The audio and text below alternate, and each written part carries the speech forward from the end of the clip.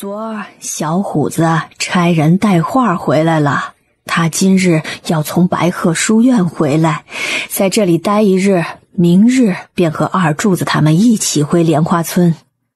回莲花村？是啊，马上就要过年了，谁不想和自己最亲的人一块过年啊？小虎子不贪念富贵，过年想要回去陪着自己的娘。在我看来呀，这是极好的。人老了，想的不多，就想自己的孩子能在身边，便也知足了。白小玲清楚，刘氏不仅说的是二婶的心，更是她自己的心。她也点点头。是呀，娘，我待会儿就让东岳给账房带句话，让他们取20两银子，让小虎子给二婶买些东西，剩余的做路费。好。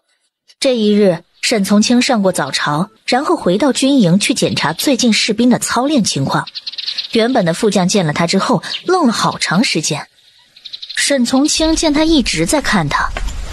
孙副将，你为何一直盯着本将军看？将军这些时日被夫人照顾得很好。沈从清淡笑着。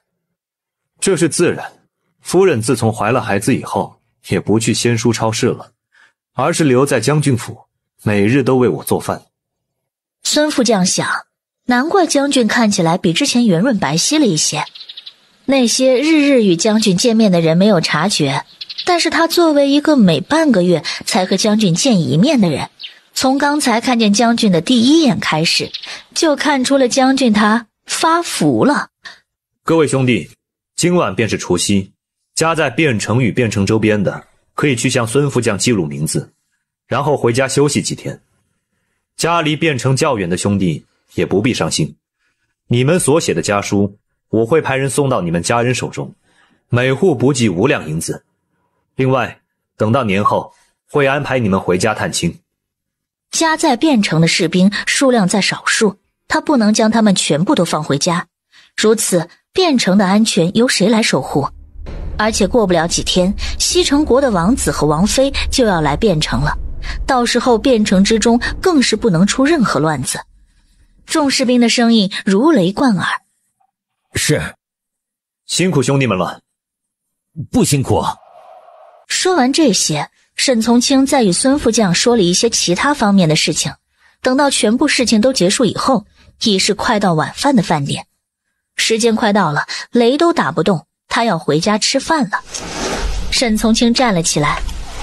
孙副将，记住我刚才对你说的话，去彻查此事。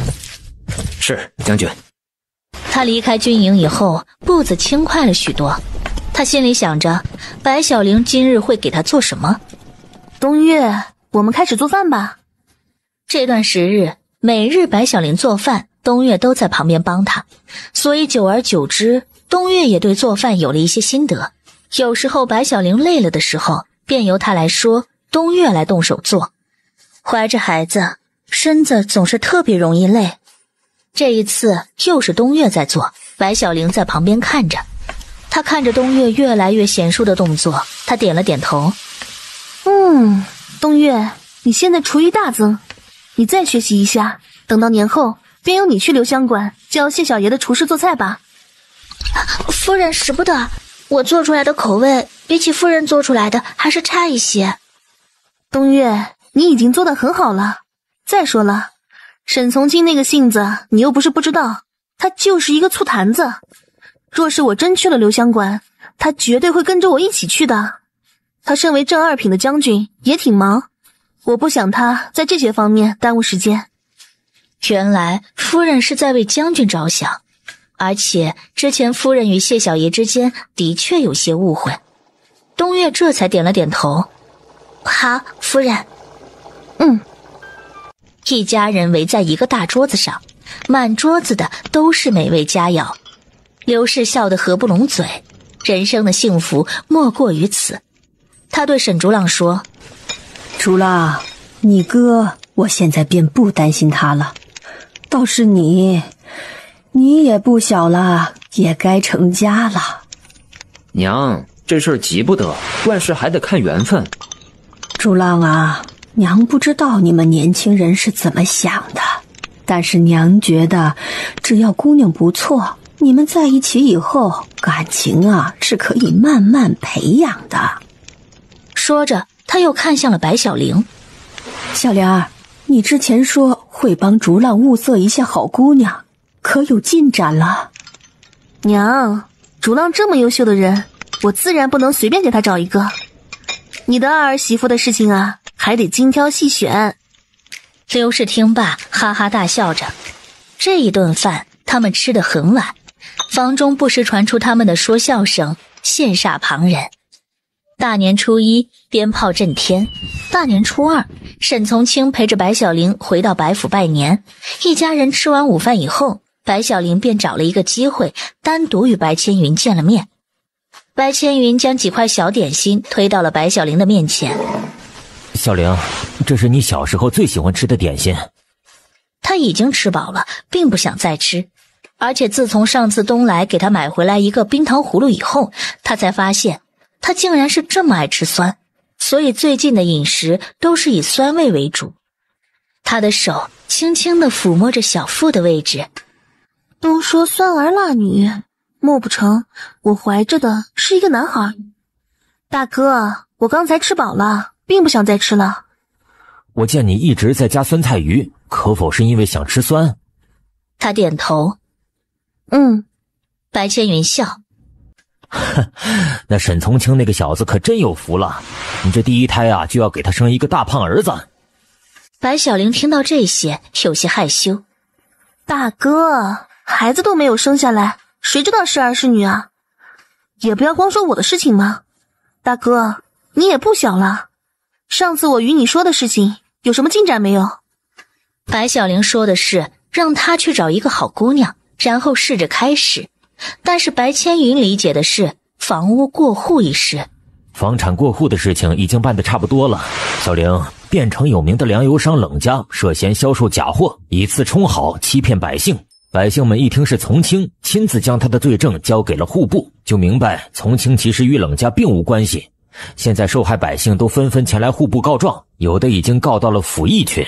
冷家这次不仅面临巨额罚款，恐怕还有牢狱之灾。还有，冷霜与他的母亲对买凶杀害你的事情已经认了，虽说杀手没有成功，但是他们也会为自己所做的事情负责。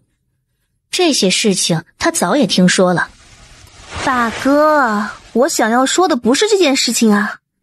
我想问你，我上次对你说的让你去找一个好姑娘的事情。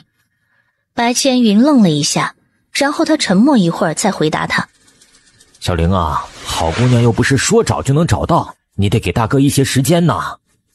他知道他这是在骗他，虽说他如今整日都在户部，但是他已经是汴城内人人都知道的黄金单身汉了。以前没有人前来说亲，是因为被他拒绝的姑娘太多，人们不敢再前来，害怕碰壁。但凡他稍微主动一点儿，上白府来的媒婆还不将白府的门槛给踏破了。所以他根本就没有放下。他说他要去找一个好姑娘，也只不过是不想他们担心，然后给他们的一套说辞而已。那么如此，他就更不能让他与那位王妃见面。如今两人身份这般尴尬，而且关乎两国的交好，若果真出了什么事情，那可就糟了。大哥，我听从亲说，这段日子若无大事，不用早朝。你看爹和二娘年纪也大了，不如你就在家里好好陪他们几日，可好？小玲，大哥知道你有孝心，就算这几日无需早朝，但是我也需要去户部。经过前段时间的努力，户部堆积下来的事情已经处理得差不多了，还有一些事情再努力几天也便完成了。大哥，你虽说是户部尚书，但是也不用任何事情都亲力亲为，一些不重要的事情你可以交由手下去做。白千云摇了摇头。小玲，如今尚书府里的下人回去休息的回去休息，请假的请假，如今尚书府已经没有多少人了，那些事情我若再不做，便又堆积下来了。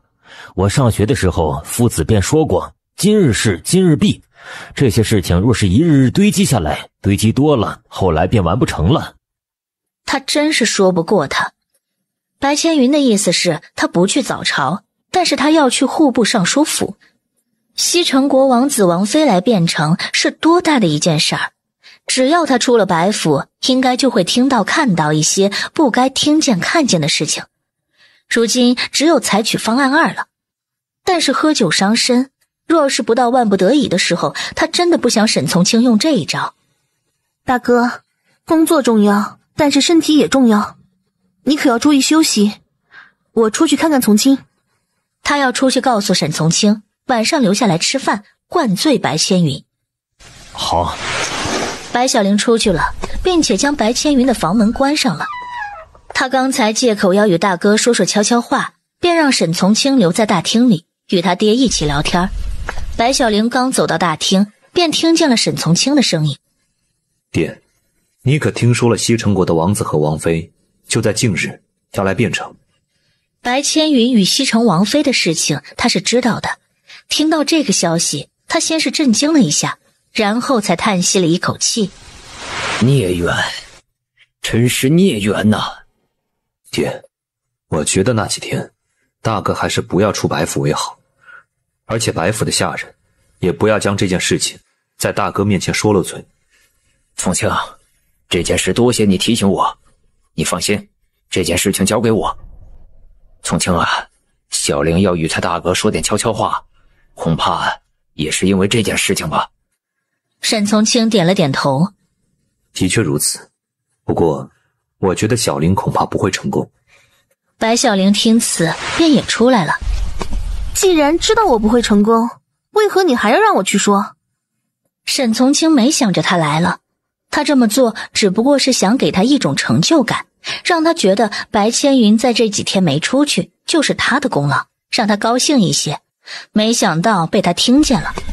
他坐在他身边：说，为什么骗我？我也是刚想到。哼，沈从清，我发现你最近是越来越不老实了。小玲，你听我解释。白小玲的爹看见他们二人如此，也是一边抚着自己的胡子，一边笑着点头。他对于自己的这个小女儿真是一点都不操心了。如今女儿也出嫁了，现在他唯一担心的就是他的那个儿子。若是儿子也能成家立业，那该多好。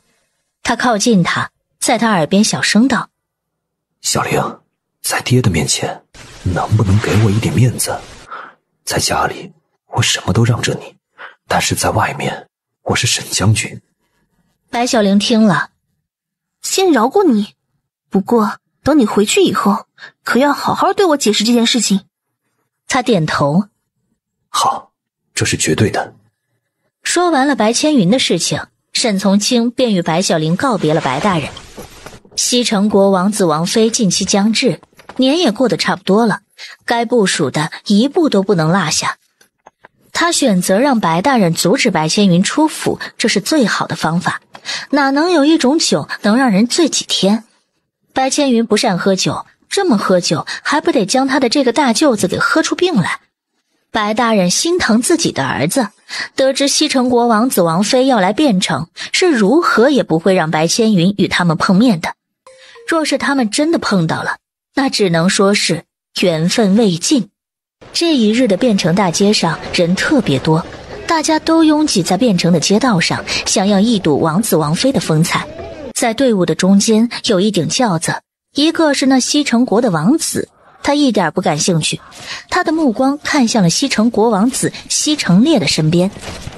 王妃穿着白色的衣服，戴着白色面纱，一头青丝未做任何修饰披在身后，整个人如同白雪一样，给人一种不可亲近的寒冷。白小玲心里在想，想不到白千云那个温润公子喜欢的竟然是冰山美人。东岳，我们回去吧。他们两人正往将军府的方向走，走了没一会儿，便见繁华地段的店铺之中有几家被封了。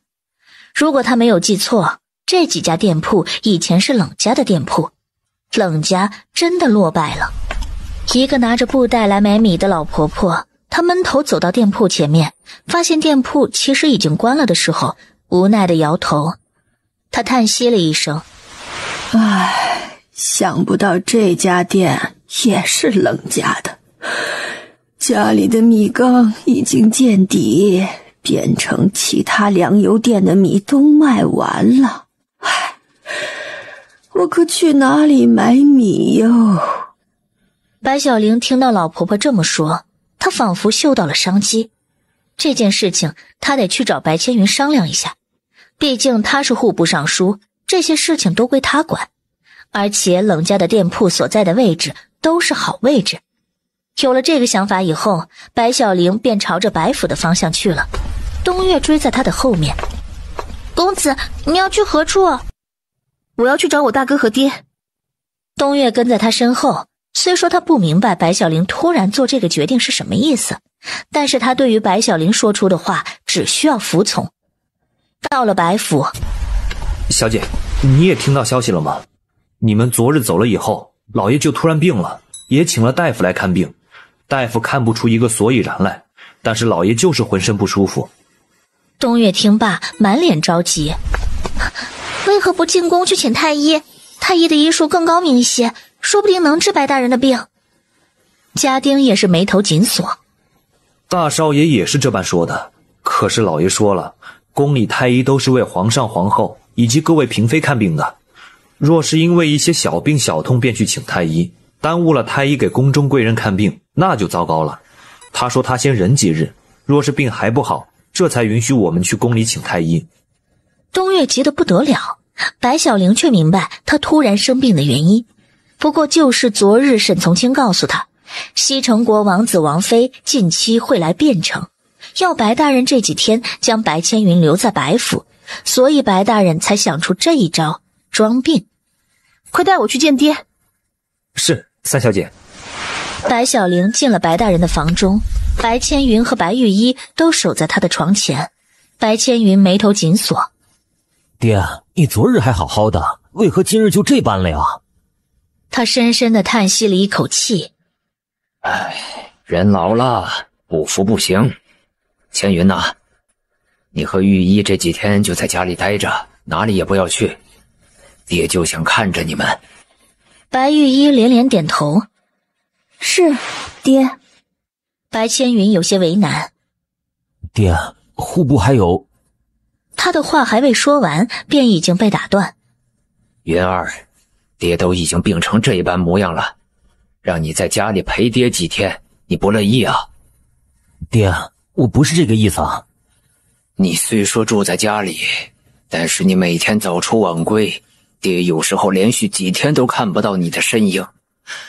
若是早知道爹将户部尚书的位置传给你以后，你会这么拼命，爹就还继续做2年。白千云立马认错。爹，对不起啊，孩儿知错了。知错那就改。白小玲和东岳就站在门口，他们的所有对话都被他听在耳里。他想，看来沈从清的方法是对的。家丁见他们没再争吵。老爷，三小姐回来了。他一脸慈爱地看向门口。啊，小玲回来了。他走进了屋内。是吗，爹？他向他招手。小玲，快过来。他走到他的身边，白玉一和白千云便退到了一旁。白大人语气和蔼道：小玲啊，你现在怀着孩子，可千万不能到处乱走。爹有你姐姐和大哥照顾就行了，你不必亲自跑来看望爹。他一边说着，还一边对白小玲使眼色，他仿佛在说：小玲，别担心，爹没事儿。他看着白大人丰富的表情，只觉得面前这个老人很是可爱。他们都是他的亲人，是他想要守护的家人。爹，我过来看你，也顺便向大哥请教件事情。他明白了，原来小玲知道他是装病，他这次来白府是找白千云有事儿。他看向白千云：云儿，你听见了吗？你的小妹找你有事，你便和她去谈事情吧。是，爹。白千云和白小玲一同出去了，而白玉一的眼神却一直看向他们两人，直到他们都出去了，这才将眼神收了回来。白小玲，她是真的不记得了，还是假的不记得？如果他是假的不记得，那么遭殃的就是他了。他也不想对自己的这个妹妹下狠手，可是谁让他听见了不该听的，看见了不该看的，那样就该死了。白千云与白小玲回到了房中，从白千云的脸上来看，她心情并不好，恐怕是还在为白大人的身体担心。大哥，你也别太担心，爹会好起来的。爹的身体一直很好，可是昨日他说病就病了，连大夫都看不出得了什么病。小玲，我是真的害怕，想当年我们娘……他说到这里便停下了。算了，这些事情不能对他说。娘去世的时候他还小，所以对那件事情的了解不深。那是一段痛苦的回忆，他忘记了倒是好事儿。大哥，娘怎么了？娘也是生病去了，我害怕。大哥你放心，爹很快就会好起来。小玲，我们不说这件事情了，你来找我是为了什么事情啊？他这才想起了正事儿。大哥，我看见汴城内冷家的铺子全部被封了，想问问，现在冷家的产业属于谁所有？可以买卖吗？小玲，不瞒你说，如果冷老板只是偷奸耍滑蒙骗百姓，倒也不至于会被全部封店。我所处理的是罚了冷府1000两银子，这些银子用来补给曾经受了他蒙骗的百姓，银子他也交了，而且我也将他给放了。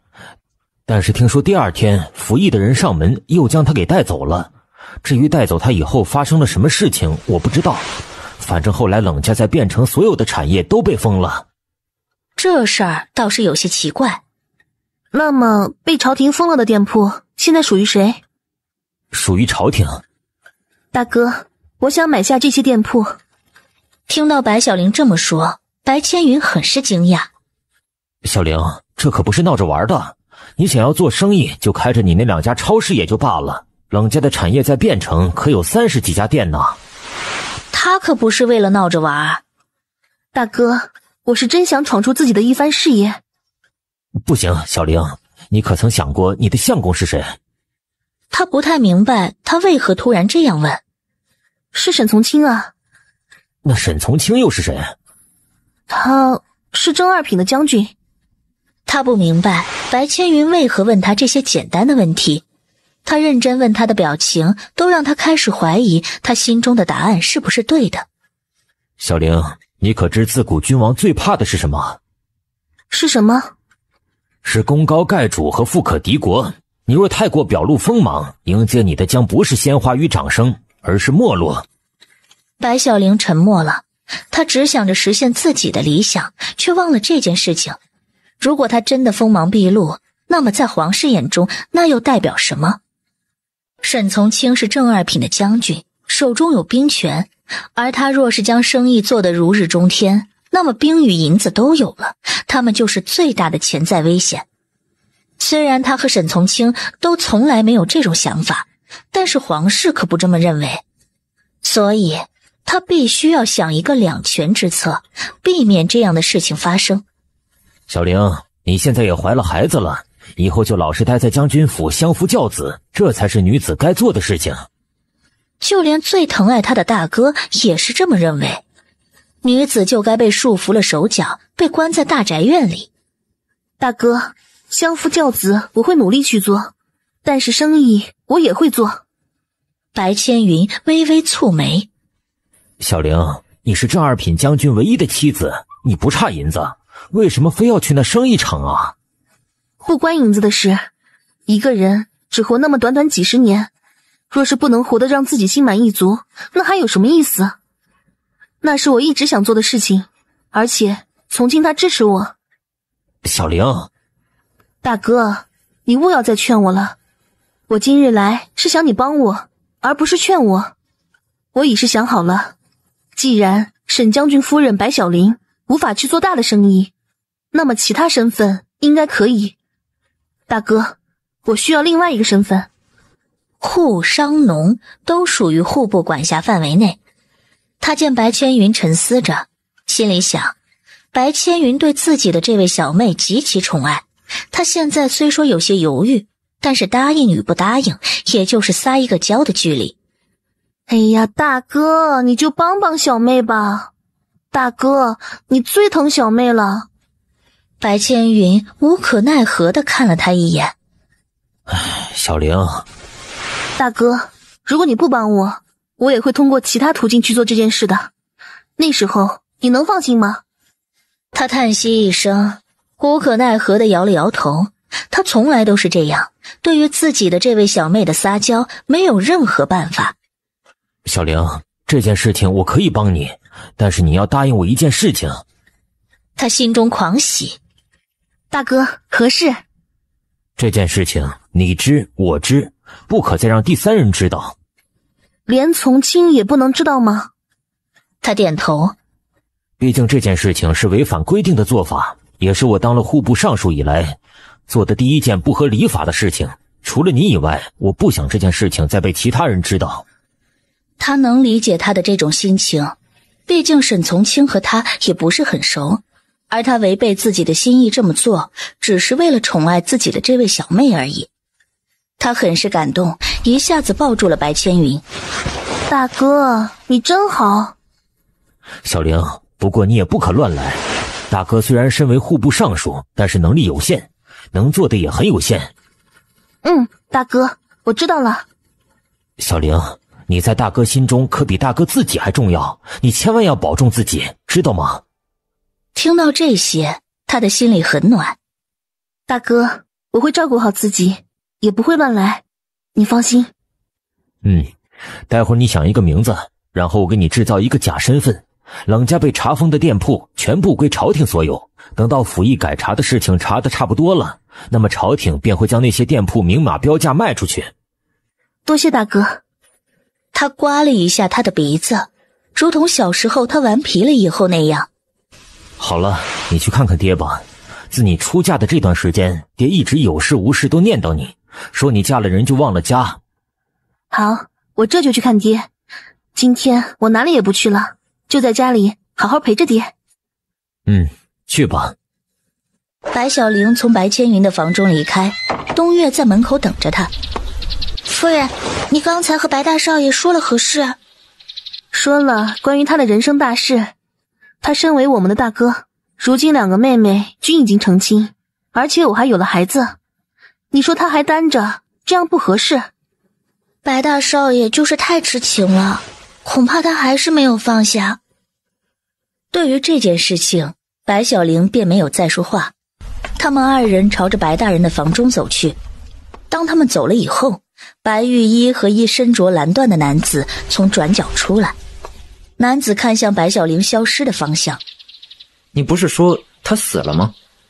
白玉衣对他恭恭敬敬，甚至有些畏惧。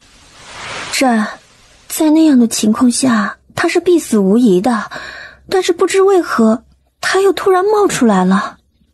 被白玉衣称作战的男人，全名玉战，在白府的身份是白玉衣的相公。当初白大人极力反对这门亲事，但是拗不过白玉衣的一哭二闹三上吊，最后白大人拗不过他，便也同意了。也因此，白大人与白玉衣之间的距离远了一些。他既然回来了，可有将那件事情说出来？玉衣也觉得奇怪，白小玲回来以后对那件事情只字不提，否则汴城不会这么太平。我现在都有些怀疑，他当初真的听见了吗？看见了吗？若是他真不知道，我觉得我们可以放过他。玉战眼神一冷，吓得白玉衣微微往后退了半步，便不敢再说话了。西城烈和花千楚来了汴城，这件事情我需要白千云知道。白玉衣有些惊讶。大哥他不可知道这件事情啊。白玉衣，你记住了，你没有退路。你若想要好好活着，必须听我的话，否则你知道后果。白玉衣被吓得全身一颤，他是和魔鬼交易了，这辈子恐怕永无翻身机会了。你当初也承诺过，小玲的事情做了以后，你便不会再伤害我的家人。那你将白小玲的事情做好了？你记得，白府以后出了任何事情，那都是因为你在白小玲事情上失败了。可是你心软？我你在犹豫什么呀？白小玲她只不过是与你们一同长大而已，她根本就不是白家人，她也不是你的妹妹。只有她死了，那件事情就再也没有其他人知道，你们白家人才能平安无事。白小玲去了白大人的房中与他说话，他一直给他讲白小玲小时候的事情。这么听起来，原主白小玲也不是一个安分的主。房中不时传来他们二人的笑声，待到天快黑的时候，白大人便叫人将他和东岳送回了将军府。马车刚停到将军府外面，小吴便匆忙来报：夫人，你可回来了。他见他的表情如此着急。何事？夫人，刚才将军派人传话来，他说皇上有令，让汴城官阶3品以上的官员携妻在晚上参加晚宴。难怪小吴如此着急，沈从清的妻就只有他一人。尽管这件事情很着急，但是也得等我将女装换了来啊。小吴知道他总是和东岳身着男装从后门溜出去。夫人，东岳姑娘，那你们动作快点儿，我就让马车等到将军府正门门口，你们一出来，我们便朝皇宫去。好。他与东岳进去了，东岳替他换衣、梳头、化妆，而他只是静静坐着。他看着铜镜里面的自己，在东岳的巧手之下，看起来不过一个17、18岁的小姑娘。他穿越到这里已经4年之久了，竟然马上就要去皇宫，要去参见皇上了。想想内心还有些小激动呢。东岳，我不想去赴宴。夫人，若是各位大人的夫人都去了，而你不去的话，他们又得私下议论将军了。可是我有些害怕。夫人在害怕什么？我虽说是白府的3小姐，但是对于宫中礼仪却没有学过，这辈子就没想过还会入宫。到了东齐门，马车不允许入内，他下马车而行，果然沈从清就在那里。他朝他走过去，东岳打算跟着他，却被东齐门的守卫将士给拦住了。今日晚宴十分重要，闲杂人等不许入内。我是将军夫人的丫鬟。将士看向沈从清，沈从清对他点头，他才将手中的刀拿开。将军，你们先去，我就在外面等着你们。好。沈从清应声过后，便去牵白小玲的手，与他一同往里面走着。从清，你说皇上为何要让正3品以上的文武官员携带妻子来参加晚宴？他的表情凝重了一些。这个要求是西城国王子提出来的，他大概是知道了一些什么。从清，他知道了什么？小玲，你的大哥白千云，他是户部尚书，而户部尚书的官阶正好是正3品。白小玲愣了一下，也就是说，西城国王子西城烈知道他的王妃与大哥之前的种种了。那么，他这么做的目的是什么？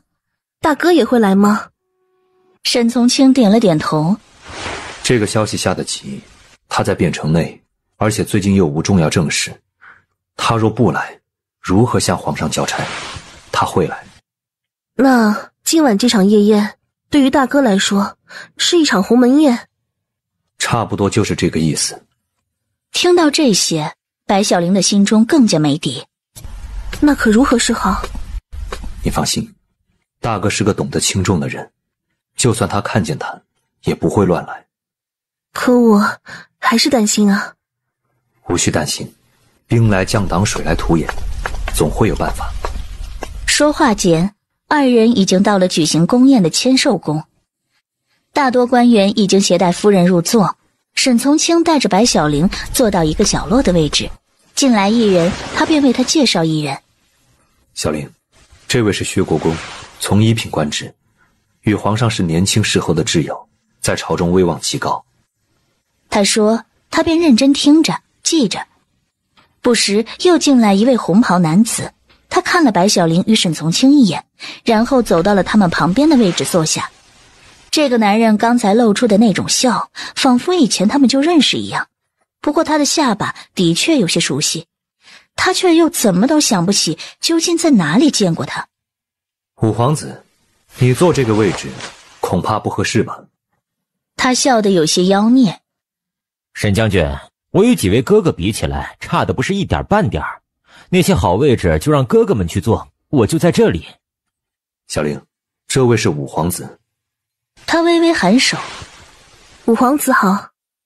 难怪他觉得他的下巴很眼熟，上次在府邑他的确见过他，不过那时候戴着披风帽子，将脸都遮住了，只能看见下巴。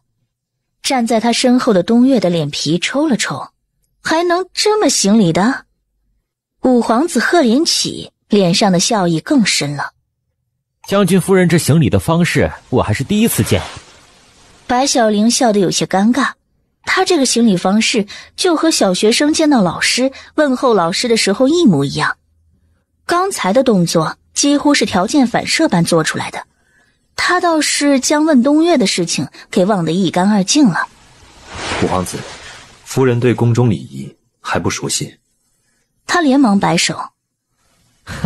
无妨无妨，沈将军的夫人与一般的大家闺秀不同，本皇子甚是喜欢呢。赫连起的这句话说的沈从清有些不开心，他的夫人要他喜欢做甚？就在这时，白千云进来了，见他脸上愁云密布，想必也是知道了这场晚宴是为了谁所办。白小玲对东岳使了一个眼色，东岳俯下身：“夫人，何事？去将大哥带到我们这边来。”是。他生怕今晚白千云会出事儿。东岳走过去，对白千云行了一个礼：“大人，夫人请你过去。”白千云跟着东岳过来了。白小玲小声问沈从清：“行礼应该像东岳那般吗？”“不是，这些礼仪太复杂，你不用学。”“那怎么行？我若行礼不恰当，他们笑话的还不是你？”“那就让他们笑话得了，我真是不想你被那些条条框框给困住。”“我知道你心疼我，但是人活着总是要一直学习的，活到老学到老。”“你若喜欢，便去学。”“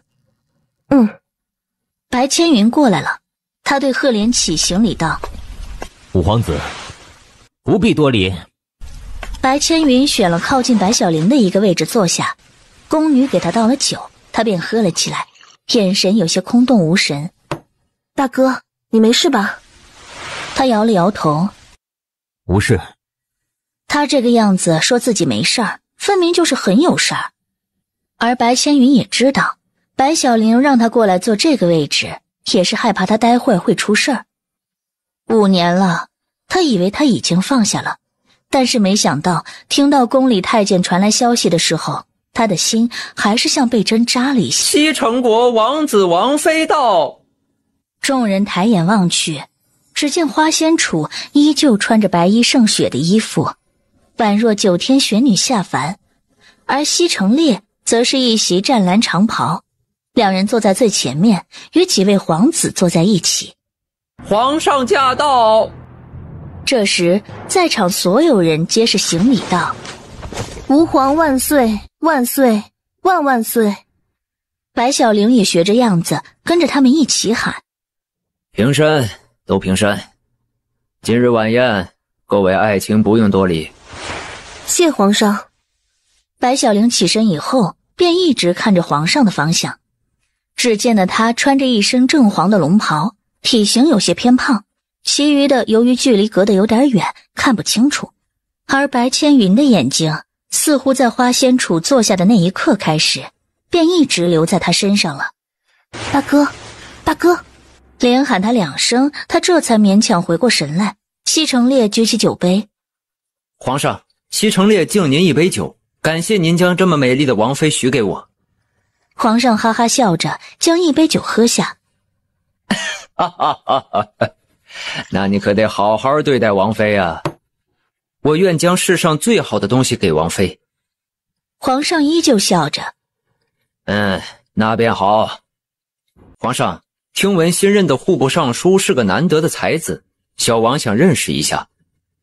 白小玲听此话愣了一下，这次晚宴果然是针对白千云的鸿门宴。百姓，既然西城王子想要认识一下你，你便敬西城王子一杯酒，让他好好认识一下你。白千云的手紧握着酒杯，但是脸上并没有多少变化。他道：是。然后举起手中的酒杯。西城王子，请。说完，他便将手中烈酒一饮而尽。花仙楚看见白千云以后，那一双眼眸才算有了一丝温度，而且再也无法从他身上移开。他的嘴微微张合，没有发出任何声音，但是喊的却是他的名字。其他人看不懂，但是白千云懂了。大哥，大哥。白千云这才离开了眼神，看着自己面前的美酒佳肴，只觉得眼前朦胧，眼眸之上竟是蒙了一层薄雾。那一年他8岁，白千云10岁。白千云夜里翻墙进入礼部尚书花府，他在柴房内，白千云在柴房外。仙楚，你的事情我都知道了，花伯伯不让你去书院和我们一同学习，你若再违抗他的意思，以后恐怕还是要挨打。礼部尚书花大人自然最重的便是礼节。千云哥哥，可是我想去学习，若是不学习，我便是被蒙住眼睛的鸟儿，看不见方向，就只能看见我们花府上面的天空。千云哥哥，我希望看得更远更高。他将从家里带出来的小点心从门缝里给他递进去。仙楚妹妹，你先服了软，以后先生教了什么我都来教给你。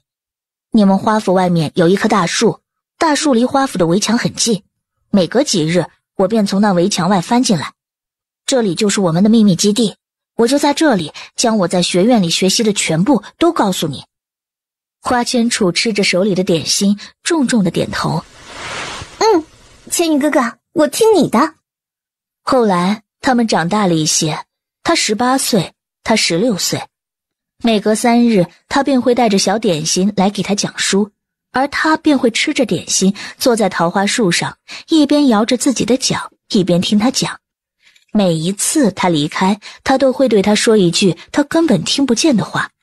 那时候他笑着问他：仙楚妹妹，你说的什么呀？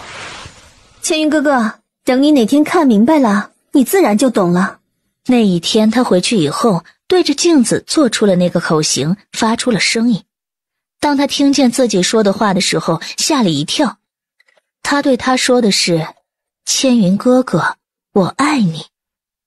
他竟然喜欢他，他竟然每一次都在告诉他，而他却现在才知道。那他喜欢他吗？过几日以后，他又去对他说书，结束以后，他又对他做了那个口型。千云哥哥，你还是看不懂吗？仙楚，不如你直接告诉我吧。不行，得由你自己看出来。他邮寄的那一天，爹笑得很开心。元儿，告诉爹，你是不是有喜欢的姑娘了？我不知道。元儿，是心动。你若喜欢一个人，那么在你看见他的时候，连心跳和看见别人时都不一样。你的心脏跳动有力而欢喜。是这样，是这样。每次看见他的时候，心脏跳动都比较快，而且每次见他都很开心。那么我就是喜欢他了。元儿，告诉爹，是哪家的姑娘让你心动了？爹会差人带着贺礼前去提亲。爹，这件事情我得询问一下他的意见。次日，他趴在花府的围墙外，他站在围墙内。仙楚，我今日来问你一件事。千云哥哥，你说。我若带着聘礼来娶你，你可愿嫁？他听完他的话，瞬间面色绯红。他怎么可以将这件事情就这样直接说出来？这样他会很害羞。不嫁。他红着脸跑开了，而他则是一头雾水。仙楚不愿意嫁给我，难道是因为我明白的太晚了？回到白府以后，他一直闷闷不乐。爹问他：云儿，那个姑娘怎么说呀？他的声音带着深深的挫败感。爹，她不愿意嫁给我。他愣了一下，想了一会儿以后，云儿，那你是怎么问的？怎么问？这也讲学问。我就是直接问她愿意嫁给我吗？她当时直接就跑了，她说不愿意。他笑着，哈哈哈哈，傻云儿啊，她说的时候可脸红了？是，如同3月的桃花一般。哈哈哈哈，那姑娘的意思就已经很明确了，她愿意。啊，是这样。云儿，相信爹，明天爹就带着聘礼前去提亲。好。他坐了起来。大哥，我不愿意看着你被逼婚，小妹希望你能娶自己喜欢的女子。白千云愣住了，他喜欢的女子，可是除了花仙楚，他不知道自己喜欢谁。他与花仙楚再无可能，但是他明白白小玲晕倒一事虽然可以暂时阻止这场指婚，但是皇上必定会再次指婚，圣旨一旦下来，那么事情再无回旋的余地。小玲，你能为大哥着想，大哥很是欣慰，但是以后千万不要为了大哥涉险。大哥并无喜欢的女子，娶谁都一样。大哥，那是因为你还没有遇到一个与你有缘分的女子。就算在以后有这样一个女子，但是现在也已经迟了。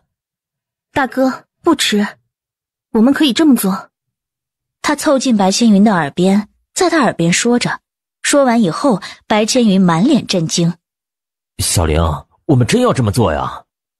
大哥，我问你，你想要与一个从未谋面的女子成亲吗？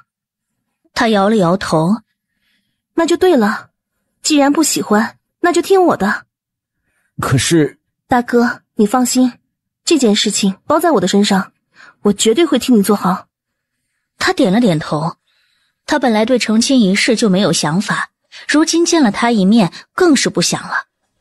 小玲，那就依你所言。白千云有些欣慰，她一直照顾的这个小妹真的长大了，不仅嫁人了，而且还学会维护她了。东岳拿着药材进来，夫人，你醒了。她装晕的事情，东岳并不知道，他知道了也没有好处。白小玲没打算告诉他。休息了一会儿，好多了。那便好。他说着，然后走到了白千云面前。白大人，我刚才回来的时候，有一个丫鬟给我塞了一个东西，她让我一定要将这个东西给你。白千云接过，当他将手帕打开之时，双手有些颤抖。白小玲从床上下来。大哥，这是什么？手帕里面裹着的是一种小点心，是他以前每天都给他带的小点心。白小玲见白千云的表情，就知道了这点心是花王妃派人送来的。他见了点心，情绪变得这么激动，这就说明白千云是真的没有放下，而且这种点心是他们以前的回忆。小玲，以前我每日都会去给他说书，每日都会带着这种小点心给他，他说他爱吃，想不到这么多年了，他依旧还是爱吃。只是他为何要让丫鬟送来一块这样的点心给我呀？还能因为什么？因为他也未曾放下。可是男未婚，女已嫁，一切都晚了。大哥，你不要再想这件事了，我们还是快些出宫。小玲，我想去问问他。他若真的去问，此事被西城烈知道，那么事态会朝着非常不利的方向发展。这件事情，无论是沈从清还是白千云，都不宜直接与花千楚接触。他看着白千云，表情很认真。大哥，我问你，你真的想要知道这块点心的意思吗？他点头。但她已经嫁为人妻。我放心不下。那好，大哥，既然你这么说，我便替你去问他一个清楚。白小玲这么说，白千云又有一些担心。可是，大哥，你放心，我明日会陪着小玲回去。毕竟今晚我让西城烈受伤了，明日正好去拜访一下。不过大哥，依我看来，这件事情问了只是徒增烦恼而已。我知道，小玲，明日他若不主动说起这件事情，你便不要问，你只需要帮我看看他过得好不好。我知道了，大哥，你也不要多想了。待在皇宫里，我总觉得不舒服，不如我们出宫吧。白千云点了点头，几人出了千寿宫的偏殿，刚出来，正巧遇到穿着一袭红衣、笑得有些妖孽的赫连起。赫连起的眼睛移向白小玲的肚子的位置，他嘴角带着一丝意味深长的笑。沈将军，你这般小心呵护沈夫人，可是因为沈夫人的肚子里面有了孩子？沈从清面色如霜。这是臣的家事。赫连起笑着。沈将军，你这么紧张做什么呀？本皇子又不会对你的夫人以及沈夫人肚子里的孩子怎么样。沈将军上次帮过本皇子一次，这一次本皇子来见沈将军，是想再求得沈将军的一次帮助。你想要我帮你什么？沈将军恐怕听说过父皇曾经想要这一届的状元郎为驸马的事情吧？后来本皇子才知道，原来这状元郎竟然是沈将军的弟弟。本皇子母妃去得早，六公主是我的胞妹，见这妹妹整日茶饭不思，本皇子这个做哥哥的也担心，所以特地来请沈将军帮忙，看沈将军能否帮忙撮合他们二人。他知道那件事情，当初皇上就是想将六公主嫁给沈竹浪，不过被沈竹浪拒绝了，所以他现在才一直待在翰林院。这件事情臣回去以后会对竹浪说一说。那就多谢沈将军了。赫连起离开的时候看了白小玲一眼，他的那一双凤眸微微上扬，意味深长。东岳，以后你要寸步不离地跟在夫人身边，只要你们出将军府，便要将小姑带上。是将军。东岳也明白沈将军提出这个要求是因为刚才五皇子的那几句话。小玲，可否答应我，以后若是没有我陪着，少出将军府？他知道他担心的事情和他想的事情是一样的。在我怀着孩子的时候，没有大事，没有你陪着，我便不出将军府。委屈你了。他本来每天都很忙了，他可不想给他添太多麻烦。回去将军府以后，沈从清将白小玲送到北院，东岳端了热水进来。东岳，退下吧。是将军。啊，从清，你做什么？我听他们说，女子怀着孩子的时候都会特别累，到了一定时候腿还会浮肿，但若是每晚都用热水泡一泡脚，会好一些。小玲，我替你洗脚。他愣了一下，在这个男尊女卑的时代，他贵为将军，竟然要替他洗脚。从清，我自己洗。你是将军，若是这件事情传出去，你还怎么在军中树立威严？他笑着，没让他将自己的脚拿开。他知道，虽然他们每晚都睡在一起，但是两人都是穿了衣服。他们发生的那2次都是在不正常的情况下。小玲，这件事情只有你我知道，反正我是不会跑到我的兵面前说我在家里给夫人洗脚，那你会不会说？说完，然后抬起头对他微微一笑，那一笑如阳光洒在他心里，很暖很舒服。我不会。那就好了，既然我们都不会说，就没有第3个人知道了。他用手轻轻地在脚上揉着，他缩了一下脚，很痒。怎么了？他的脸有些微微泛红，他不会告诉他的。没事儿。小玲，那以后每天我都为你洗脚，如何？刚才他还是抗拒的，但是此刻的他竟是鬼使神差的点了点头。等到他反应过来以后，又猛然摇头。小玲，不可以说话不算话。他在心里叹息，刚才他是傻了吗？他怎么会在大脑还没有发出指令之前就答应他了？都说一孕傻3年，他从现在就开始傻了？他依旧给他揉着脚。舒服吗？舒服。他刚说完就捂住了自己的嘴，太羞人了。他还是笑着，现在的白小玲和最开始他们相见时那个理智冷静的白小玲一点都不像。小玲，你先睡，我要去东院一趟。沈竹浪住在东院。他去东院是因为今夜赫连起说的事情。从亲，我觉得那是竹浪的终身大事，我们不能因为五皇子的几句话就要强迫他娶一个自己不喜欢的人。我知道，我并非是去劝说他，让他娶六公主。他这么说，他也就放心了。那你晚上还过来吗？晚了，怕扰你休息。那就是不过来睡了。其实，你过来的时候轻点就成。他依旧笑着，他的意思是，他希望他晚上依旧过来睡觉。他还记得最开始的时候，是他硬要闯入他房中和他一起睡。夫人的话，为夫遵从。夫人便先睡，为夫待会儿便来。他嗯了一声以后，将头蒙在被子里。第一次主动让他晚上过来睡觉，好害羞地说。完了完了，他似乎真的被沈从清给迷住了，恐怕等他将孩子生了，从此节操是路人了。不过感觉好幸福地说。当他从被子里面探出头来的时候，他已经离开了。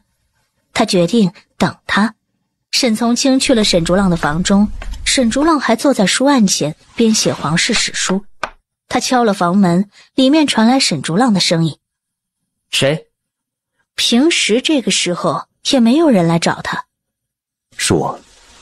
他听出是沈从清的声音，于是去开了门。哥，这么晚了，你怎么来了？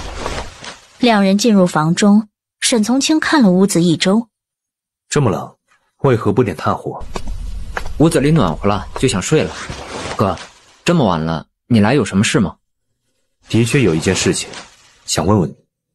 沈竹浪明白，沈从清如果不是有重要的事情，他不会这么晚还来找他。哥，你说。你与那六公主之前认识？沈竹浪摇了摇头。从未见过。他沉思着，既然沈竹浪与六公主从未见过，那么何来茶不思饭不想一说？他觉得赫连起这个人不简单，或许他的纨绔都是在做给世人看的，这事儿恐怕也是赫连起在暗中操作。沈竹浪和六公主婚事一成，不仅得了一个状元郎驸马，而且还有拥有兵权的他。那也就是说，赫连起早在他没有回到汴城的时候，就已经知道沈竹浪是他的弟弟了。赫连起这么做是想争权，可是太子之位早已经定下，他难道是想拉拢他与沈竹浪一起去争权夺势？将所有事情都联系起来想，三皇子去茂县治理水患，原本早该回来了，但是他迟迟未归，是天灾还是人为？沈竹浪见沈从清沉思的样子，他问道：哥，你怎么突然问起这件事情？竹浪，你好好想一想，你真的没有见过这位六公主？他摇头。大哥，你也知道，白鹤书院只收男子，不收女子。我在之后的3年，只是一门心思读书，想要考取状元，其余的事情一点也没有想，也没有来过汴城一次。你说我如何去认识六公主啊？那好，你早些休息吧。沈从清站了起来，他正打算离开，沈竹浪问道：大哥，是不是出了什么事情了？竹浪，你愿意娶六公主吗？他之前只是想着等到考上状元以后回去娶嫂子，现在他放弃了这个想法。大哥突然问他愿不愿意娶六公主，他还真一时答不上来。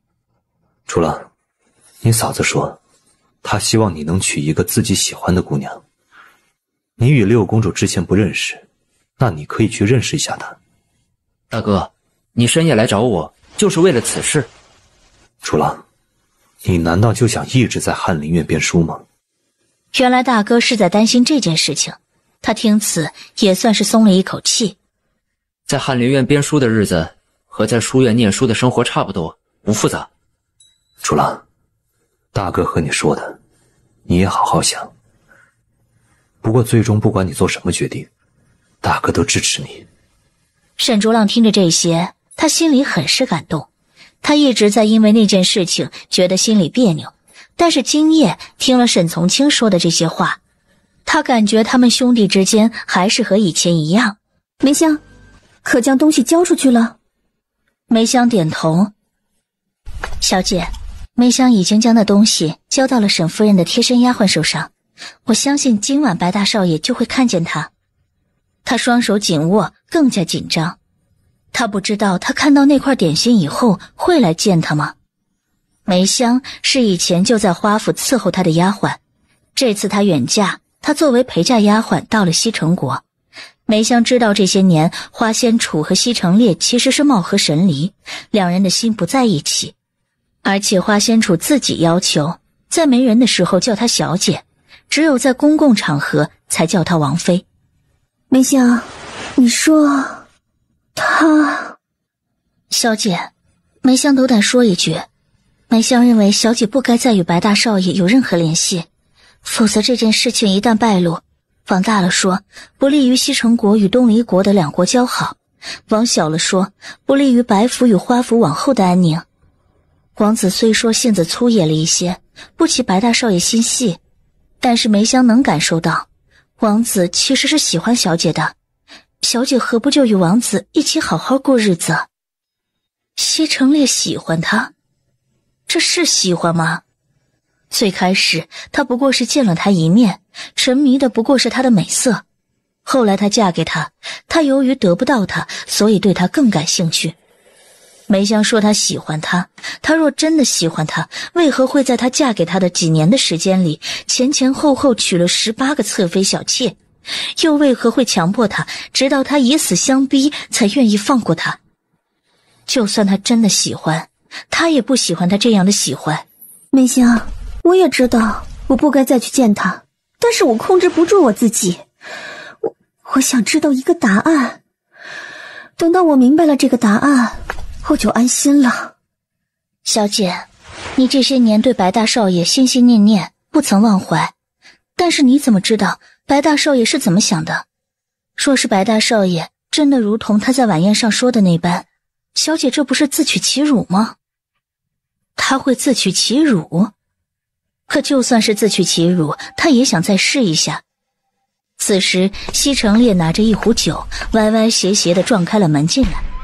他对梅香做了一个手势，梅香看了花仙楚一眼，他便退下了。梅香退下后，西城烈就将房门给关上了。关上房门以后，屋子里的酒味更浓了。西城烈站不稳，但是花仙楚并没有去扶他。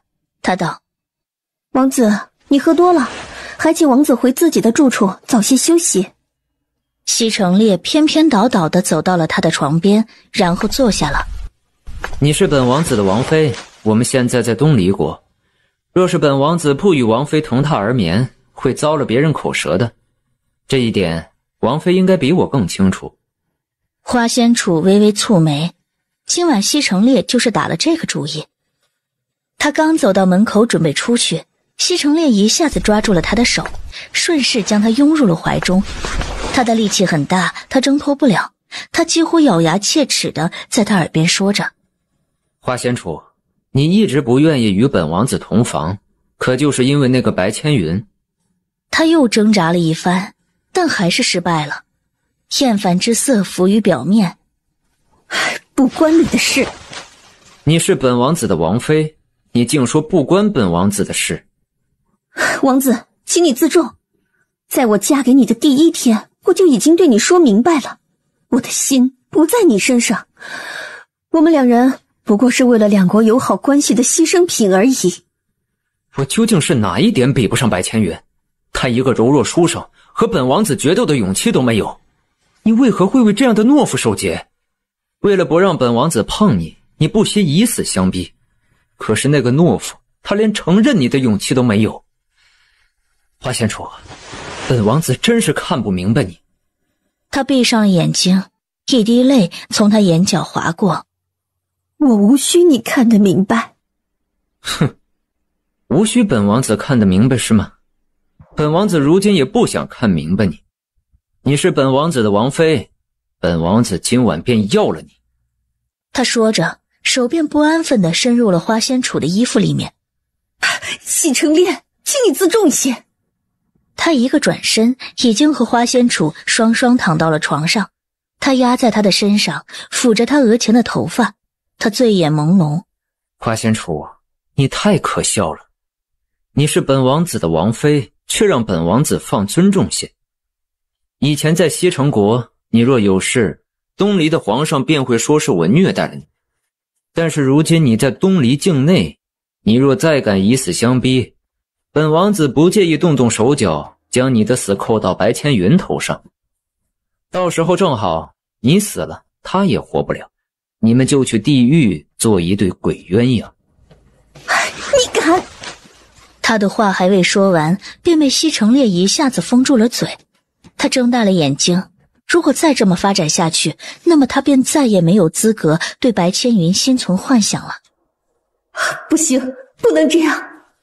他拼命挣扎，可是他的挣扎在常年练武的西城烈面前毫无作用，相反，更加将他心中的那团火越燎越旺。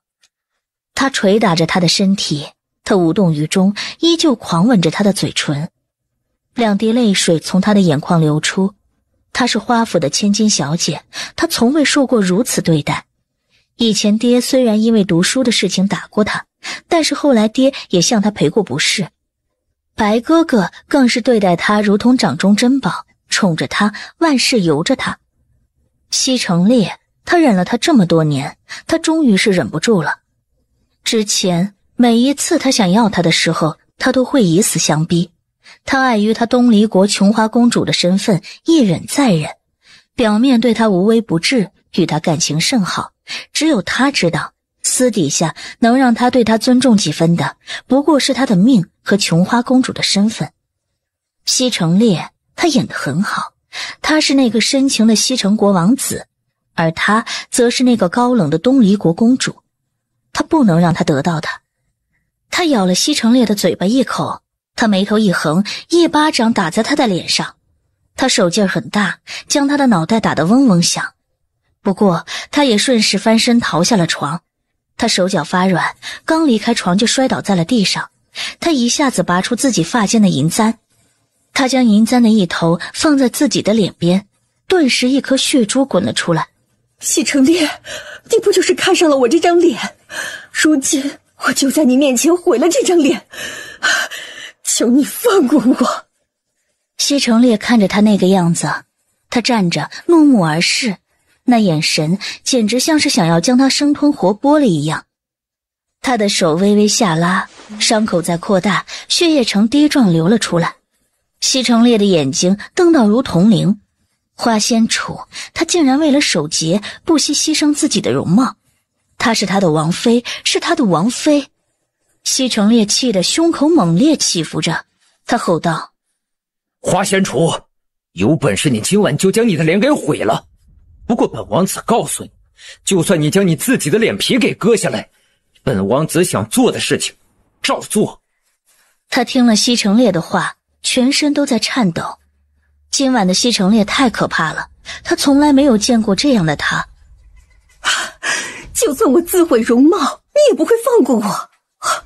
但是你别忘了，我的脸毁了，你要怎么向东离皇上交代？怎么向我爹交代？我死了，你可以嫁祸给白千云，但是我的脸毁了，请问你要怎么嫁祸给他？说辞你想好了吗？对，这里是东离国，你之前的顾忌是没有了，但是你别忘了，我是东离的琼花公主，我若出事，你以为你逃得了吗？他只听到西城烈呼吸的声音很大，知道他这次被他气得不轻。他很久没有说话，随后他便走出了他的房间。花仙楚，既然你这么爱着他，那么本王子就要他死。白小林今日早早起床了，今日他要以沈将军夫人的身份和他一起到西城王子在汴城的临时住所去探望。大厅之中，3人坐着。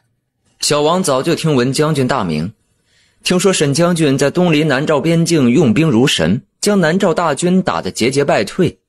沈将军的威名在三国之中流传，小王能够败在沈将军手下，心服口服。不过是表面的话，沈从清并不信以为真。不过表面工作还得做，他说道：西城王子也是厉害，我昨日不过是投机取巧，没有与王子正面冲击。若是1对1单打独斗，我可没有信心能够赢得过王子。西城烈听此哈哈大笑着。其实在他心里认为他也不输沈从清，他对沈从清也算是了解，他是半路出道当兵，以前是一个文弱书生，而他最瞧不上的就是书生。西城王子为何不见王妃？王妃今日身体不适。西城烈这么说，白小玲有些不放心。昨日在夜宴之上见王妃还是好好的。昨日他便对我说了，车马劳顿，他已是有些吃不消了。但是皇上亲自出席为我们举办的晚宴，王妃若是离席，那便是对皇上的大不敬，所以我便让他坚持一下。没想到回来以后，王妃病情加重了。西城烈原本是想借故拒绝白小玲想要见花仙楚，但是他没想到他竟是抓住这一点，成了必见花仙楚不可的理由。王子，我与王妃自小相识，是很好的朋友。如今她好不容易回来汴城，而且还听说她生病了。无论如何，我想见王妃一面。沈夫人，你还怀着孩子，若是因此染了病，小王可没办法向沈将军交代。王子言重了，王妃不过是车马劳顿，一般休息几日便好。西城烈知道沈从清与白小玲今早来并不是真的来拜访他，他们是来见花仙楚的。西城烈对他身边的侍卫说道：你去让梅香替王妃好好打扮一番，然后将王妃请出来。是，王子。侍卫出去以后，西城烈和沈从清还在继续说话，白小玲却在想，刚才西城烈为何要强调要将王妃好生打扮一下。一炷香时间过后，花仙楚穿着一袭白衣出来了。他走在大厅门口的时候顿了一下，然后这才进来，然后坐到了西城烈的身边。他虽然坐在西城烈的身边，但是从头到尾他没有看西城烈一眼。白小玲看向花仙楚，他与花仙楚见过2次面，但是2次见面，花仙楚皆是没有浓妆艳抹。但是今日的花仙楚脸上的妆有些重，脸被画得很白，白到看不出原本皮肤的颜色，而她的右脸处还画了几朵桃花，这让她冷漠的脸上又添了几分妩媚。但是这样的妆根本不适合花仙楚。花仙楚为何要化这么浓的妆？还有，这妆容后面是在掩盖什么吗？白小玲主动说道：花姐姐，你还记得我吗？我是小玲。她说了话以后，花仙楚这才看向了她。记得。花仙楚的声音不带任何感情，这么生疏的回答倒是让白小玲不知道怎么往后面去接。花姐姐，自从你嫁到西城国以后，我们也有5年多没有见面了。花姐姐，与我讲一些西城国的趣事吧。没有什么趣事。花仙楚说的也是实话，她自从嫁去西城国以后，没有发生什么趣事儿，而且她也明白，她之前与白小玲根本就没有多少交情，也不过因为她是白仙云妹妹的缘故，与她见过1-2面，而这一次白小玲来见她，是因为她的缘故。看来她的那块点心并不是什么作用都没有起，知道她让白小玲过来一探究竟了，知道她心中还有她，她便也知足了。梅香说的没错，为了他们2人，他们的家族2个国家的安宁，她与白千云真的不能再纠缠了。无论她心中有多么舍不得，多么难受，多么绝望，她都不能继续与他纠缠，不能让他知道他还爱着他，不能让他知道他期盼他带他离开。那些绝望与黑暗就让他一个人来承担，地狱里有他一人足矣。西城烈听此，他的手覆盖在花仙楚的手上，他要与他人前装恩爱了。每一次他都会拒绝，但是这一次他竟然没有将他的手移开，这一点倒是让西城烈觉得惊讶。沈夫人，王妃这些年远嫁，心中甚是思念父母与家乡，每日心情郁结，所以并不觉得有什么事情是有趣的。但是小王向你们2位保证，只要王妃想要的，小王都会满足她。这一次也是王妃说想念家人了，小王才带着王妃回来的。花仙楚看向西城烈，他不知道西城烈故意撒谎是在隐瞒什么，还是单纯只是想扮演一个好丈夫的角色。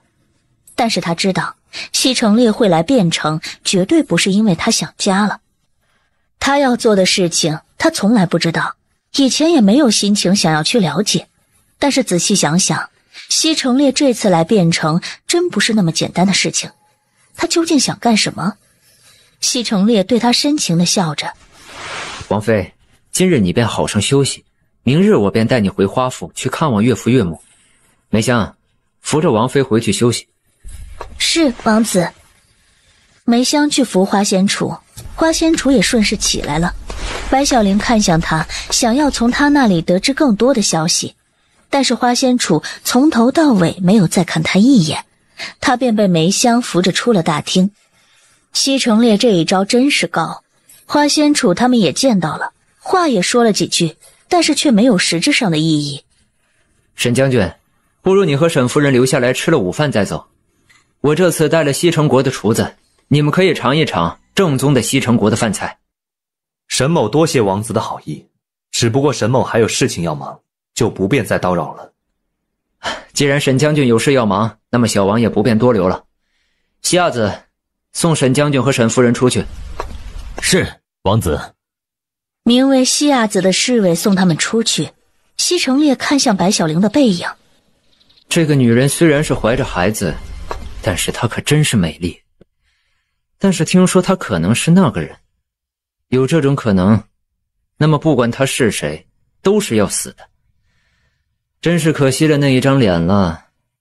沈从清与白小玲坐上了马车，他叹了一口气。唉，我说是来替大哥看看他究竟过得好不好，但是从今日的情形来看，我什么也没有看出来。也并不是完全什么都没有看出来。他看向他，你看出了什么？刚才西城烈喝酒大笑的时候，我看见他嘴里有一处溃烂。啊？他的意思是，他看见西城烈嘴里长了一个溃疡？那处溃烂之处，像是被咬之后留下的，而且那个位置是他自己无法办到的。白小玲听到这里，她便红了脸。沈从清的意思，西城烈的嘴是被其他人咬的，为何那处伤口会留在嘴里？很容易让人浮想联翩啊。看来是我们想多了，其实王子和王妃感情还不错。因为花仙楚和西城烈来汴城的时候，他去看了，同行的除了梅香和花仙楚，便再也没有女子。那么西城烈嘴里的伤，就是花仙楚咬的。沈从清看向他，你觉得他们恩爱？对呀。他摇头，不，他们不恩爱。那处伤在舌根处，而那个位置咬得不好会死人。小玲，你想一想，我们第一次的时候，那时候我用了那样的方式，你都没有咬我。干嘛突然说这件事？还有，别以为你现在对我好，我就会忘记你曾经欺负我的事儿。等我将孩子生了，我要全部欺负回来。当时很想咬来着，但是我听说过一个词，咬舌自尽。又想着你毕竟是娘的儿子，所以才对你嘴下留情。沈从清沉默了一会儿，原来当时他留情不咬他，是因为娘的缘故。过了一会儿，他继续分析。小玲，你想，当时那样的情况，你都没有咬我，花王妃是在何等愤恨的情况下，才会咬下那一口？他看向他，你的意思是，西城王子对花王妃用强的？将军，有一个姑娘拦住了我们的去路。有姑娘拦住了马车，这还得了？他连忙撩开车帘，当他看到马车前面站着的竟然是花仙楚身边的丫鬟梅香的时候，表情才有所缓和。梅香很着急的样子，白小玲道：放他过来。梅香急急走了过来，还没等白小玲问他，他便在车窗处对他小声说道：沈夫人，请你回去告诉白大少爷，让他千万小心。说完这句话，梅香就匆忙离开了。梅香突然跑过来对我说了这句话，是什么意思？难道西城烈真的要在汴城境内对白千云动手？沈从清见他的模样，他说道：小玲，你不要想太多了。大哥虽然不会武功，但是他也绝不是任人宰割之人。我们要相信他，而且这不还有我吗？我们两家人联合一起，我看谁敢动他。就算西城烈是西城国的王子，但是他处于东离境内，便要遵守东离法律。大哥他是东离正三品的官员，他若因为西城烈的缘故出事，就算西城烈是王子，皇上也不会放过他，否则皇上无法让众臣幸福。我知道这个道理，西城烈也一定知道，所以他不敢乱来。那我们就什么都不做吗？当然要做了。待会儿我便让小吴去将这件事情告诉大哥，让他小心提防。那么花王妃的事情呢？如实相告，告诉大哥，花王妃还惦记着他，不过他却决定忘记他。这件事情他也想不到更好的处理办法，就像他说的这样做也好。白小玲倒是放心了，但是沈从清却是有些愁。他这么对他说，不过是为了不让他担心，事情可不是那么简单的事情。回到将军府，沈从清将白小玲送回了北院，他自己却借着还要处理公务的理由出了将军府。这件事情他要亲自去向白千云说明白。白府内，他见到了白千云，他问道：从清，他说了什么呀？他故意冷淡对待小玲。白千云沉默了，他抓住了两个词：故意、冷淡。故意说明内心并不想，冷淡说明他想要与他不再纠缠。既然这样，那么他为何还要派人送来那么一块点心？他什么都不做，岂不是更好？这件事情怎么想怎么怪。从清，你看到了他，你觉得他过得好吗？他对西城王子似乎并没有太多感情。他听了沈从清的话，又沉默了良久，半晌过后，他才说道：我知道了。大哥，我这次来找你，其实还有一件事情。什么事啊？我觉得这次西城王子突然拜访我国，不是陪着王妃回来探亲这么简单。白千云听此，他认真了几分。从清，这件事情你仔细说说。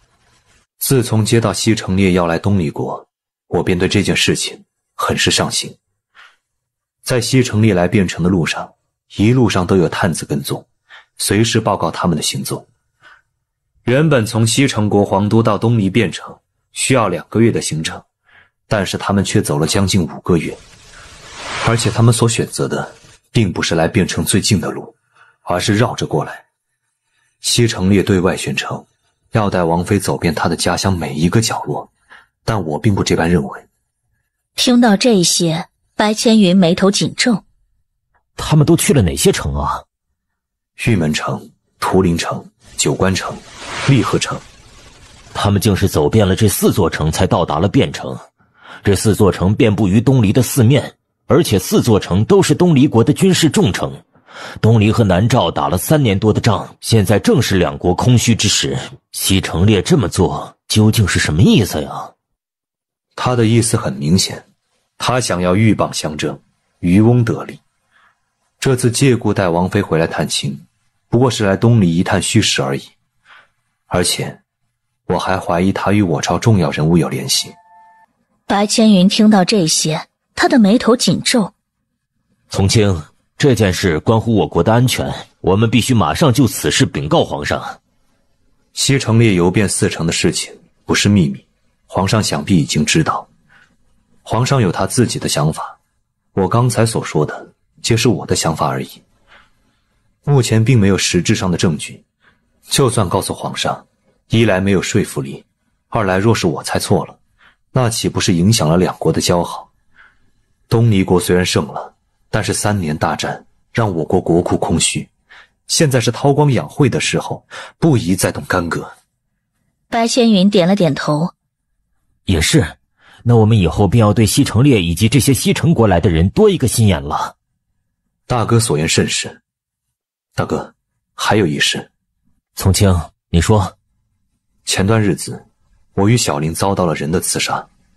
白千云听此，他连忙上下打量他。从清，你没事吧？他摇头。没事，我本留了一个活口，想要问他是何人指使，不过那人竟是咬碎了藏在牙齿间的毒药自尽了。我让仵作查了，那种名叫九哥，见血丰厚，药石无异。而且之前有一个杀手曾经2次想要杀害小玲，据那个杀手说，那个组织叫幽冥，而他由于完成任务失败，还没有正式接触幽冥的正式组织。大哥，你可知道有关九哥和幽冥？白千云眉头紧皱。以前我倒是听爹说过幽冥这个杀手组织，那时候我还是孩子，那段时间汴城的女孩陆续失踪了好几个，连我妹妹也差点被他们给抓走了。不过后来幸得朝廷大力打击，抓了幽冥组织的很多人，从此以后幽冥才安分了这么多年。不过那些被抓住的幽冥组织的成员全部都咬碎牙齿间的毒自尽了，我们并没有问出什么。他们为何会抓走汴城的女孩？白千云摇头。不知道，不过那些被抓走的孩子都是5岁大小。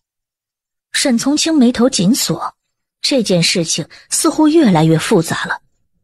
从清，小玲真的有好几次差点遇害，这件事情她为何没有对我说起过呀？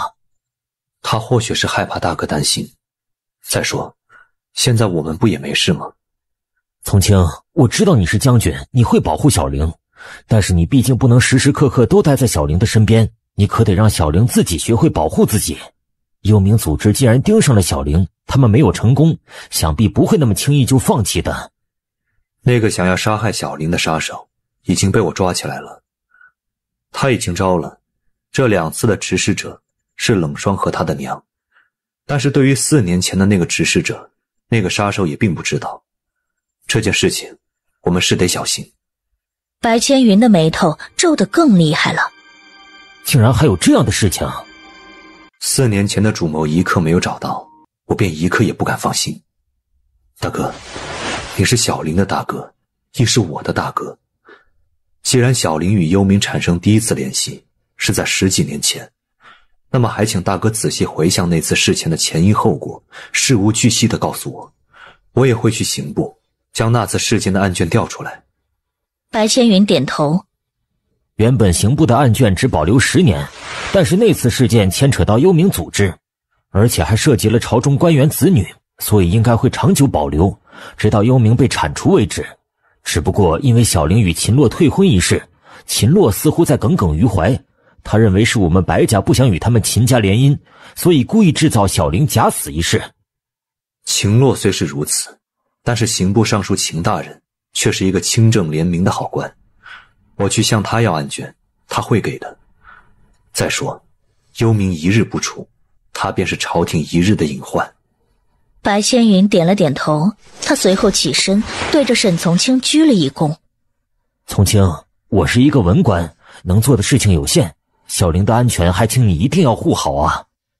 沈从清连忙扶起他。大哥，小玲如今不仅是你的小妹，她也是我的夫人。她既然已经嫁给了我，我便会对她的一切负责，保护她的安全是我的责任。以后还请大哥千万莫要再因为这件事情如此了。白千云很是欣慰地看向沈从清，小玲的眼光没有错，他选对了人。好。大哥，时候不早，我要回去了。不留下来吃一顿便饭吗？他笑着，白小玲是以为他外出处理公务了，而他这段时间每日不管多忙，到了中午都会回家吃饭，而他则是每天变着花样给他做饭。有这样一个贤惠会做饭的夫人在家，他觉得哪里的饭菜都没有自家夫人做的好吃。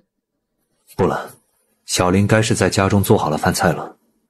白千云听此笑道，小玲以前在白府可是10指不沾阳春水，我以为她这辈子都学不会做饭，想不到嫁给你几年什么都学会了。小玲做的饭的确好吃，等到有空啊，我得来将军府吃上小玲做的几顿饭呢。好。今日原本是西城烈与花仙楚回花府去探望花仙楚爹娘的日子，化好妆以后，他从早上等到中午，再从中午等到下午，都没看见西城烈的影子。梅香，去看看西城烈在做什么。梅香有些为难，昨夜王子便派人去百花宴请了几个姑娘，那几个姑娘与王子在一起，今天一整天还没出过门。不过在梅香心里，她也不怪王子，男人三妻四妾是很正常的事情。再说了，这次随同王子一起回汴城的只有小姐一人，小姐又不愿意与王子同房，王子若是不出去找女人，那就奇怪了。梅香是一边心疼花仙楚，一边埋怨他，她觉得他太固执了。小姐，你与王子之间为何这般生疏？梅香敢肯定，只要小姐亲自去找王子，王子一定会放下手中的事儿，马上与小姐一起回娘家的。他会？他就算会，也是装给别人看的。而他与他之间的事情，他是绝对不会低头的。一旦低头服软，就代表他承认了他，而他就会对他为所欲为。刚才我让你给他带的话，你可带到了？带到了，小姐。他既已知道，又不肯过来，那便是不想随我一同回去。也罢，他不来，我便自己回去。花仙楚刚打算走，梅香一下子拉住了他的衣服。小姐，你可不能这么做。现在整个汴城的人都知道小姐是与王子一同回来的，如果这次回娘家省亲只有小姐一人，而不见王子的话，会遭人议论的，到时候流言四起，对小姐和王子都不好。他冷眼看向梅香。梅香，你倒是挺会为他着想。梅香一听，有些被吓到了。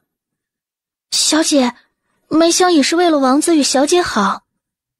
为他好，在他身边的人，所有人都在说为他好，劝他放下白千云，劝他接受西城烈。可是他的心里就是不想这么做。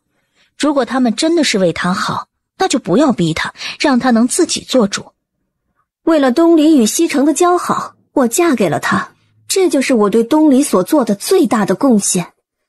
他的言外之意，不会再为东篱和西城的交好而去做那些表面工作。西城烈，他不是最爱做那些表面的事情吗？他得知他一个人回花府，作为一个深爱他的西城王子，绝对不会让他就这么回去的。花仙楚说话间已经走出了房间，他看了一眼守在他的房间外面的西城烈的人，他冷笑一下，他敢肯定，他踏出自己的房间不足1刻钟的时间，这个消息就会传到西城烈的耳朵里。而西城烈平时为了保持他这个深情王子的形象，对他的侍卫下令，只是保护王妃的安全，并没有限制他的自由。侍卫见花仙楚，对他行礼道：请问王妃去往何处？花府。侍卫愣了一下，还请王妃稍等一下，属下马上就去备马车。他说话间，另一个侍卫已经退下了，他前去西城烈的住所，跪在他房间门外，高声道：王子，王妃欲回花府。房间里面，西城烈满脸戾气。花仙楚，他真是越来越放肆了。以前他还稍许顾全一下大局，想不到如今竟然是这样的肆意妄为。在他身下的女子嗲声说道：哎呀，王子，你快起来吧，若是你让王妃一个人回花府，这话被传出去可不好听啊。他从那个女人的身上下来，然后开始穿衣服。他真是不明白自己当初是看上他什么了，任何一个女人都比他体贴入微。如果不是因为他东篱国琼花公主的身份，他早就一纸休书将她遣返回东篱了。不过现在他还不能这么做，他还需要他有用处。